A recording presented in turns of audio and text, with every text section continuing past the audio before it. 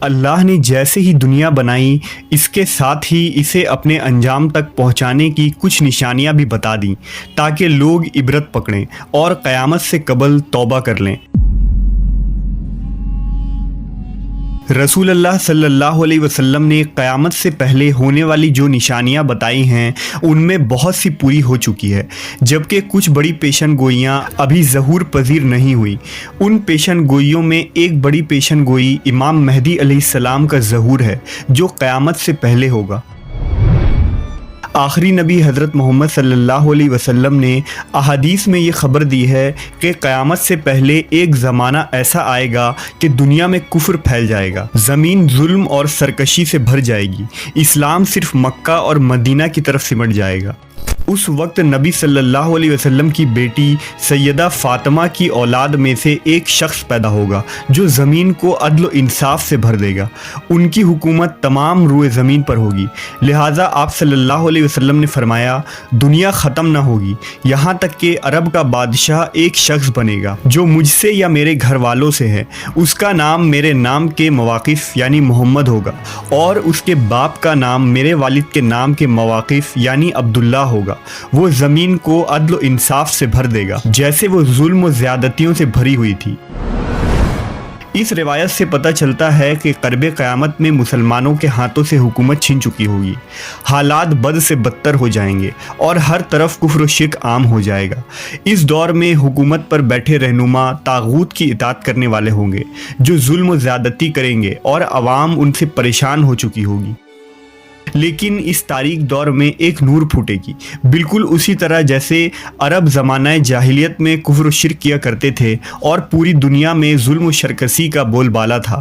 اس وقت اللہ نے انسانیت کی رہنمائی کے لیے امام کائنات حضرت محمد صلی اللہ علیہ وسلم کو مابعوث کیا تھا۔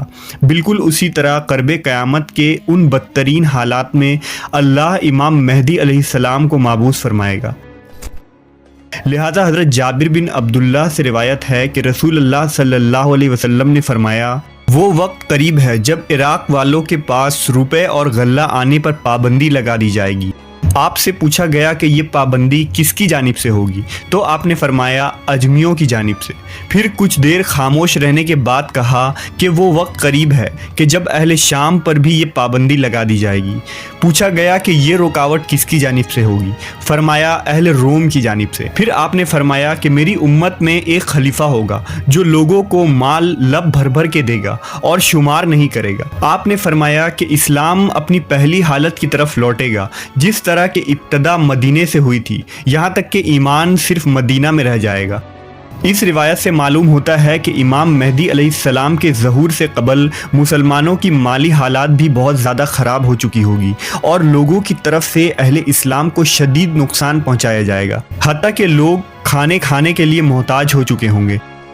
امام مہدی علیہ السلام کا ظہور کیسے ہوگا، اس کے متعلق مستدرک للحاکم کے اندر ایک روایت ملتی ہے کہ رسول اللہ صلی اللہ علیہ وسلم نے فرمایا ذی القعدہ کے مہینے میں قبائل کے درمیان میں کشمکش اور معاہدہ شکنی ہوگی، لہٰذا حاجیوں کو لوٹایا جائے گا اور مینا میں جنگ ہوگی، بہت زیادہ قتل و عام اور خون خرابہ ہوگا، یہاں تک کہ عقبہ جمرہ پر بھی خون بہہ رہا ہوگا۔ نوبت یہاں تک آئے گی کہ حرم والا یعنی امام مہدی علیہ السلام بھی وہاں سے چلے جائیں گے اور بھاگ کر وہ رکن اور مقام ابراہیم کے درمیان میں آئیں گے اور ان کے ہاتھ پر بیعت کی جائے گی، اگرچہ امام مہدی اس کو پسند نہیں کریں گے۔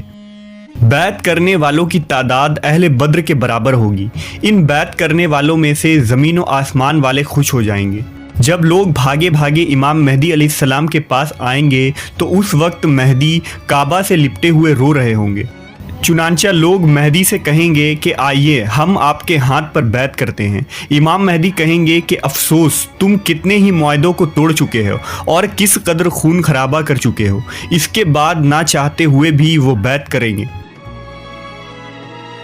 پھر آپ نے فرمایا اے لوگو جب تم انہیں پالو تو تم ان کے ہاتھ پر بیعت کر لینا کیونکہ وہ دنیا میں بھی مہدی ہیں اور آسمان میں بھی مہدی ہیں۔ لہٰذا امام زمانہ مہدی علیہ السلام کو لوگ ان نشانیوں سے پہچان لیں گے اور ان کے ہاتھوں پر بیعت کریں گے۔ آپ امت کے رہنما ثابت ہوں گے۔ دراصل امام مہدی علیہ السلام کے ظہور سے قبل ہی کچھ نشانیاں پوری ہو چکی ہوں گی، جن میں دجال کا خروج، سورج کا مغرب سے طلوع ہونا، مشرق سے ایک عظیم آگ کا نکلنا ہے، جن کی پیشن گوئیاں حضرت محمد صلی اللہ علیہ وسلم نے احادیث میں کی ہیں۔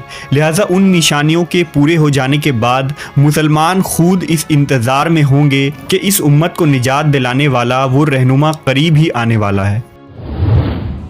احادیث شریف میں امام محمد مہدی علیہ السلام کا حلیہ اور شکل و شبیہ تفصیل سے بیان ہوا ہے۔ لہٰذا حضرت ابو سعید خدری رضی اللہ تعالیٰ عنہ سے روایت ہے کہ رسول اللہ صلی اللہ علیہ وسلم نے فرمایا مہدی میری اولاد میں سے ہوں گے، روشن و کشادہ پیشانی اور اونچی ناک والے، وہ روئے زمین کو عدل و انصاف سے بھر دیں گے جس طرح وہ ظلم و ستم سے بھری ہوئی تھی۔ وہ 7 برس تک زمین پر برسر اقتدار رہیں گے۔ ایک روایت میں آتا ہے کہ امام مہدی علیہ السلام کے چہرے مبارک کی رنگت عربی اور جسمانی ساخت اسرائیلی ہوگی۔ جب امام مہدی علیہ السلام کا ظہور ہوگا اس وقت حضرت عیسیٰ علیہ السلام بھی آسمان سے نازل ہو چکے ہوں گے۔ حضرت عیسیٰ علیہ السلام اللہ کے برگزیدہ نبی تھے جنہیں آپ کی زندگی میں ہی آسمان پر اٹھا لیا گیا تھا۔ ایک پیغمبر ہونے کے باوجود عیسیٰ علیہ السلام امام مہدی کے پیچھے نماز ادا کریں گے۔ لہٰذا روایتوں میں آتا ہے کہ صبح کی نماز کے وقت دمشق کے مسجد کے شرقی مینار پر عیسیٰ علیہ السلام نازل ہوں گے۔ وہ اس وقت دیکھیں گے کہ حضرت امام مہدی علیہ السلام نماز شروع کرنے والے ہیں۔ امام مہدی بھی محسوس کریں گے کہ عیسیٰ علیہ السلام کا نزول ہو چکا ہے، لہذا امام مہدی پیچھے ہٹیں گے تاکہ عیسیٰ علیہ السلام آگے آ کر امامت کروائیں، لیکن حضرت عیسیٰ علیہ السلام انہیں آگے کر دیں گے اور امام مہدی کے پیچھے نماز پڑھیں گے۔ اس کے بعد حضرت امام مہدی حضرت عیسیٰ علیہ السلام کے ساتھ ایک لشکر سمیت روانہ ہوں گے اور دجال سے جنگ کریں گے اور اسے قتل کر دیں گے، اور اس کے بعد بیت المقدس کی فتح ہوگی۔ اہل تشیع عقیدہ کے مطابق امام مہدی علیہ السلام پیدا ہو چکے ہیں اور آپ امام حسن بن علی عسکری کے بیٹے ہیں جو امام علی اور حضرت فاطمہ کی اولاد میں سے تھے۔